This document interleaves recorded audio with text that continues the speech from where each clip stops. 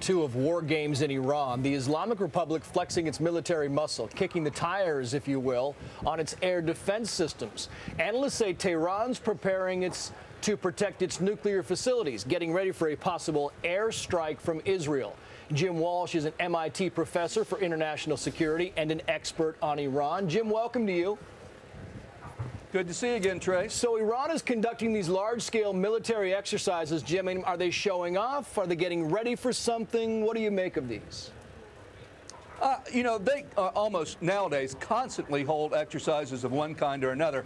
I'm guessing it's a mix of two different motives. On the one hand, they do fear that there will be some military strike against their facilities at some point. So they go through this to practice, to get the kinks out of their system insofar as they can. And second, often these sorts of things are also signaling devices. It's a way for one country to send a signal to another country. In this case, obviously the communication is to Israel or the U.S. that, hey, we're going to prepare for this. We can handle it. You're not going to be successful. So I think it's probably a little bit of both. But these things work both ways, Jim. You show off your strength. You also, at the same time, show off your weaknesses in these kinds of drills.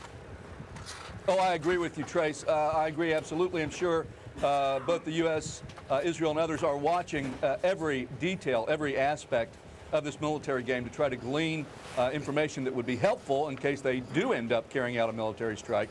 At the end of the day, though, it's really an issue of training and technology. And in this case, the Iranian Air Force is not very good. And it doesn't have a big supply of parts, spare parts. It's just not, it has no power projection capability.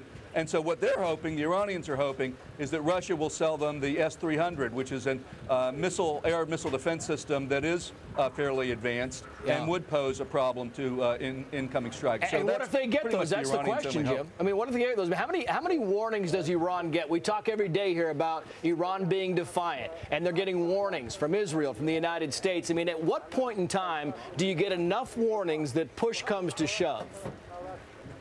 Well, I don't think you're going to see anything happen on this front while Iran is still in negotiations. And Trace, we're in this bizarre world right now where, and you're just going to have to bear with me on this one, we have this very ironic outcome where it is President Ahmadinejad that is supporting the Tehran research reactor deal.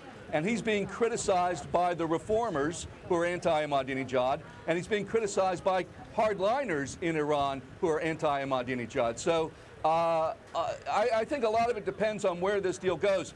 Some have said the deal is dead. I think there's still shoes left to drop here. So, I think we're in for some period of negotiation here. If the hardliners are coming out against Ahmadinejad, why not, instead of deal with Ahmadinejad and the mullahs, why not come out in favor of the hardliners? I'm sorry, can you repeat that again, please? Why not? Why deal with Ahmadinejad? Why not just back off dealing and wait and see if the hardliners get what they want in Iran and deal with it that way? Yeah, I think the reason is that for one of the reasons that you point to is that we want to move forward here, as little delay as possible. It seemed as if the Supreme Leader signed off on this Tehran research reactor deal.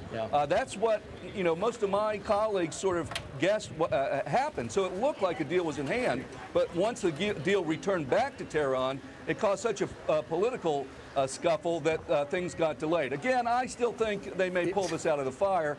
It's going to take a little time, though. We shall see. Jim Walsh. Jim, thank you, sir. Appreciate it.